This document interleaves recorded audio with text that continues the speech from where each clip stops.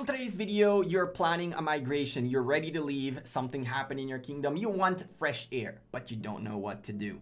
In this video, we're not only going to go over the migration system and how it works, all the costs and all that good stuff, but also how you should be looking for a home. All the red flags in a kingdom, the right questions to ask, the wrong questions to ask, the wrong things to migrate for, and everything you need to know so you can have a best experience out of migrating and have a fresh start in Rise of Kingdoms.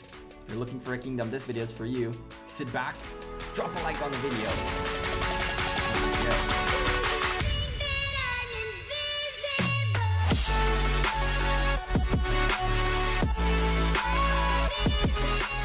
Hey there YouTube, welcome back to Gekko Gaming. Today, we're back at it, migrating. Well, not really. Shout out to 341, cool peeps, but I'm not going there or anywhere anytime soon. But a bunch of you have been asking me how to find a new home for my account, right? And so it's time to go over that. First of all, I'm a sponsored content creator by Rise of Kingdoms, and if you enjoy the content, drop a like on it, and of course, hit the subscribe down below and the bell so you know when we upload our next Rise of Kingdoms video. Every single day we upload Rise of Kingdoms videos, and we're gonna upload VODs of all the matches that were not casted of a Cyrus Invitational on this channel, hopefully. So stay tuned for that as well. It's coming, and it might be a couple of extra videos today. With that being said, we're about to migrate. We need to figure out a new home. It's too late. Our kingdom died. We fought with a king. We want a fresh breath of air. We want a reason to leave. And so we have a reason to leave, and now we need a home. How do you migrate in Rise of Kingdoms? First of all, to migrate into any kingdom, all you gotta do is you gotta zoom out to the world, find the kingdom that you wanna migrate into. In this case, we're gonna keep using 341 as the example. And then you click Immigrate. You have a list here of requirements that you need to meet. There are 2 points that you need to know that are notice informations. After migrating, you cannot migrate for 30 days. And if you're migrating mid-event, those event points will reset, just so you know. With that being said, the rest of these are pretty straightforward. You can't have too many resources, just as much as your storehouse can hold. You're not part of any alliance. You're not battling. All your marches are in your city. You have the amount of passport pages you need. You're not in an alliance, and you're City Hall 16. You're good to go. Unless, of course, you are under City Hall 8, which means you have beginner teleports. So you've reached this point, and it's time to click Immigrate and move on, right? Well, 2 questions arise. First of all, how do I get these passport pages? And secondly, how do I pick where to go? And so let's start answering the first question. Passport pages can be obtained in two main ways. The first way is pretty straightforward. The first way is through the Alliance shop. Your Alliance has the option to go in here and add passport pages into the Alliance shop for 100k a pop on the Alliance cost. It'll cost you 600,000 coins to get yourself a passport page. As you can see, I'm almost at 6 passport pages theoretically, but as you can also see, kingdoms and alliances don't tend to just fill their shop with passport pages. More often than not, leaders will put them in if you ask for them, but they don't just leave them there for no reason. Some kingdoms and alliances don't help with passport pages. Every kingdom has one that'll help you, trust. With that being said, here's the deal. At 600,000 coins per page, you're gonna be grinding for a lot of coins for a little while. I mean, I have enough for 6 pages, and that's like 10% of what I need. And that took me forever. How do you get Alliance credit? There are various ways to get them, but some of them include this right here. You can build Alliance buildings, and for every amount of time that you're there, you keep gaining coins. The problem with this is these folks never left the building, and you can only accumulate up to 20,000 coins. Anything above that doesn't count. So these guys have been here. I mean, he's been here for 12 days, 11 days, 10 days, 7 days. And I don't know whether it'll count out of these 20,000 for each one of these days. If you guys know if that works, leave me a comment down below and let me know. But I have a feeling you gotta go home and come back in every day. I'm not entirely sure about that. If you guys know about this, please let me know in the comments. But I've been coming and going. So I've been leaving every morning or every day and just joining the next day. So I've been here for 4 hours, 13,000 coins. That's how you get 20,000 coins a day. On top of that, if you are a helpful alliance mate and you click helps all the time, then you can get yourself up to 10,000 coins a day from helps. So that's 30,000 coins a day, 20 days per passport page. You can get even more coins by donating technology. You gain coins from that, and the multipliers apply for that as well. And you can also gain coins by doing certain events, and as rewards for these events, you'll end up getting a bunch of these, both alliance and individual credits. You can see I've used my individuals, but I've been keeping my alliance ones because these ones are going to be useful for JWM2 compared to JWM, who has tons of them. So when I go into JWM2 and I remember, I tend to open all of these to give that alliance the coins. And so you can get them from events, you can get them from chests and all that stuff. So that's one other way. Realistically, if you're doing the math, give or take 30,000 coins a day, and that's how you know how many passport pages you can make. Option B is the simple option, but the expensive one: buy the bundles. There's a new world bundle. It resets every month, so you can buy it once a month, and you can get up to 25 passport pages for the $385 pack. Now, what are the costs and all that good stuff? Well, bam, there you go. For the record, this is available on our Discord, linked in the description down below. In the ROK info archive, you'll find a link called miscellaneous data, and in it, I'll put like a nice little list of what data is in there on the post. Okay, so you know what's in there, but there's a ton of data that's going to be added there. This is the cost for migration. On the left side, you have the power you need to have and how many passport pages it'll cost, as well as how much in the alliance credits it'll cost. And up here you have the cost of the passport page bundle, the new world, and the average price per page. So if you're someone like me who has time to figure out where you're going, if you're going anywhere, I tend to buy the $5, $10, and $20 packs because that's where I maintain myself at a $5, $5-ish ratio per page. But the more you go up on the pack, the more your average page cost goes up. And if you buy the whole pack, the average page cost is like stupendous. So I tend to buy the $5, $10, and $20 packs. This month I'm expecting an event, so I'm waiting with these because I'll buy them there. But anyway, the amount of pages you need is dependent on the amount of power you have. You can see right there how much power in millions you need to have and how many passport pages you will need. And it gets very expensive as a bigger player. It's why I'm not really pushing for 100 million power, just because the cost for me to leave, if I were to leave, would be 15 pages more, and the return on having 100 million power is very little. So, or not significant really. So that's why I don't push power. I keep myself at a place where I have enough troops to do what I need to do. I can also push a little bit more, but I don't tend to go too far up for this reason exactly. With all this being said, now you know how many passport pages you need, how much it'll cost you, and all the mechanics and good stuff along the way in Rise of Kingdoms as to how to migrate. The million-dollar question, though, is how do you find a suitable kingdom to migrate into? There's a list of things here that I want to go over that is very important for you to understand. The reason you leave a kingdom is much more than just my kingdom died or I want to win or any of that. The biggest mistake people make when migrating is that all they do is they're like, I want to win Osiris League. I want to win KVK. I'm tired of losing it. My kingdom died. I'm a big spender and people around me don't spend. I'm too small of a spender for where I am.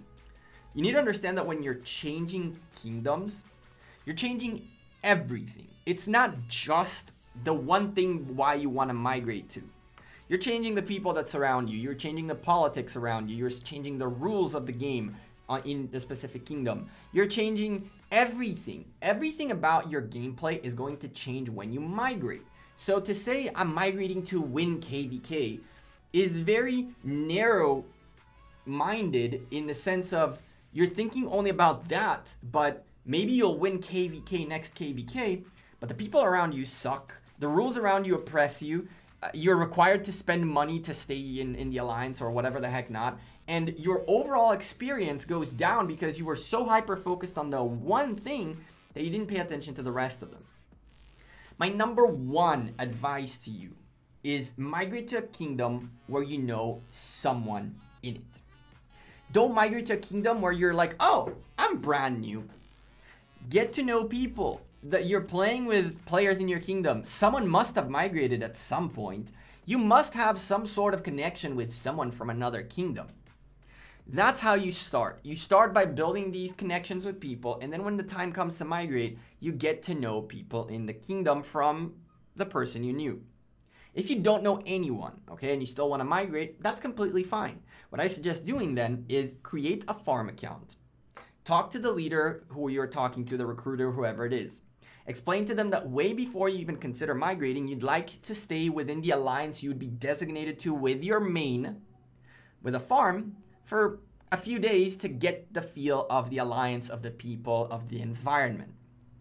If you know someone in that kingdom, then it's a little bit easier to know the vibe because you know the person and they can give you a little bit of a better view on it. Regardless, I would always ask to make a farm, get into the alliance that you're supposed to get into, stay there for a few days, chat, get to know the people, get to know the environment before you make a decision. So that's point number one. Either get to know someone or make sure you're getting to know people before you migrate your account. Point number two has to do with what we just said. You need to know which alliance you're getting into. There's no such thing as like, oh, I'm going into 341 and then when I land there, I'll figure it out, right? Because I want to end up at 341 in one of the bigger alliances, or maybe I want to end up in a smaller alliance, or I want to end up with my friend who is in Alliance A. But guess what? Alliance A has no space. And they didn't plan on getting you. You're going to Alliance B. Now all of your plan goes out the window. So way before you migrate, you really want to make sure that you know which alliance you're landing in and you spend some time in that alliance. All due respect, I really like the folks of 1341, but I wanted to end up at B341. How come I'm here? Or I want to end up here. How come I ended up here? Always know where you're migrating to, which alliance you're joining, and then be part of it a little bit before you bring your main account in. Point number three is the track record of the kingdom. The track record of the kingdom does not mean how many KVKs or Ark of Osiris's they won, but rather not only how many of them they won, but how they won them too. Have they been good diplomatically? Have they been bad diplomatically? Have they had allies? Have they had enemies? Have they just destroyed 7 kingdoms against the one and then all those 7 kingdoms hate them for it and one day they'll take revenge? You need to know a little bit about the track record of the kingdom, not only in wins, losses, and power, but also in diplomacy, in foreign relations, and all that good stuff. Those are things that, if you know someone in the kingdom, they'll be able to give it to you like that and tell you whether that's a safe track record or not. Have there been internal conflicts? Have people been zeroed in this kingdom for some reason, disobeying the rules, being AFK for 3 days, something like that? You need to know these things prior to migrating. Point number 4 is rules, and more specifically you have day-to-day rules, what's allowed and what's not allowed in the kingdom. For example, in Kingdom 59 you don't burn cities. No matter what, you don't burn cities unless there's a specific approval for a specific person. You don't burn cities in Kingdom 59, period. Some folks came in and thought, hey, I wanted to burn cities. No, you don't do that. Mightiest Governor rules in Kingdom 59, you have a limit on the kill event for 10 million points. Other than that, train as much as you want, do as much as you want, gain power as much as you want, but don't kill over 10 million points. Are there rules for other events? Are there rules for the power-up events? Are there rules for generic events? You got to know these things. You got to know whether those rules meet your needs, meet your gaming experience, or you're just coming into a kingdom where you're going to fight with these guys all the time and not be happy about your situation.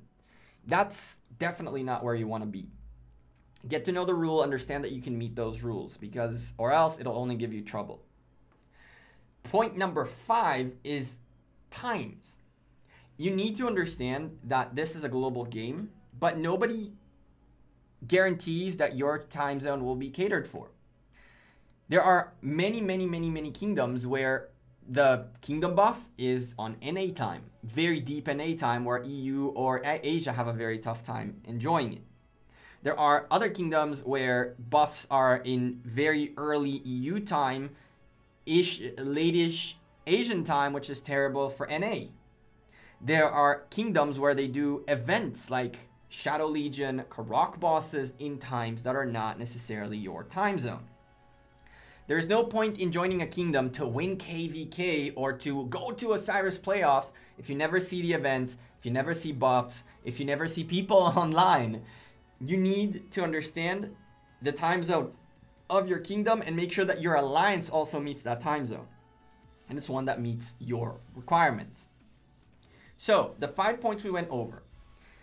Get to know someone in that kingdom before you go into it, and or join the alliance you're supposed to be joining with a farm for a few days and be active there to get to know the folks. Number 2, figure out which alliance you're going to. You have to know which alliance you're joining, or else how do you know who you're going to be playing with, where you're going to be playing it, and so forth and so on. Point number 3 was alliance rules, KVK rules, and all that. Point number 3 was kingdom rules in general. How the kingdom works, where it works, what are your day-to-day things. You have event rules and all that stuff, as well as timings. And we talked about alliance timing, alliance buffs, events, alliance activity, and all that good stuff. Those are the points. Those are the main points. The red flags, there are red flags you can already know about, okay? The red flags that happen in a kingdom are, number 1, fixed mightiest governor. If there's a fixed mightiest governor, someone is definitely enjoying a lot more than you are this game, because they have accessibility to all those commanders. Even if it's expensive to them, they know they're guaranteed these commanders. Fixed mightiest governors are a big no-no. I don't consider this a fixed mightiest governor because you can train as much as you want, essentially. As much as you train, that's as high you place. And that's working for the kingdom. The more troops you have, the better off you can be in Osiris League, in Ark of Osiris, in KVK. You gotta use the troops, of course, but you get the point. Fixed mightiest governors are a big no-no in my opinion.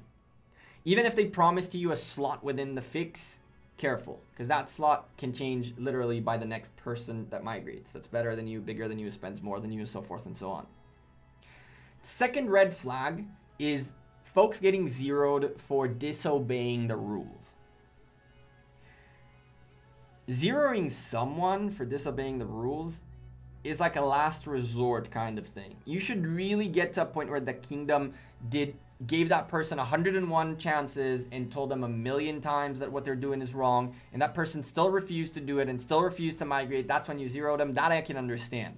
But in most cases that people get zeroed, it's really like, oh, well, he disobeyed our big player, so our big player got mad, left the alliance and zeroed him kind of stuff. That's a huge red flag.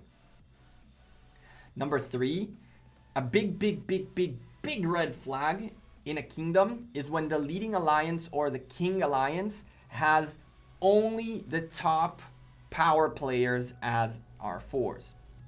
If the top power players are R4s, it's essentially a leadership that is based on the power of players and not their ability to be leaders. There are too many big spenders with enough ego out the wazoo who should not be R4s, but they are R4s because it scratches their ego and that's what they need. And those people make bad decisions, rash decisions, impulsive decisions that harm the kingdom and the alliance again and again. A good leadership has to have a mix between some of the stronger players, some of the mid-tier players, even some of the weaker players that are the more hardworking leaders, as opposed to the war general who is the big player with the good commanders who always goes ham during wars, but on the day-to-day is less active. So the 3 red flags for me are, again, fixed mightiest governor, any situation in which players are getting punished for not listening to rules, which it was just like, hey, you didn't listen to the rules, you're out. Yes, occasionally you break a rule, it happens. I've accidentally broken the 10 million rule once.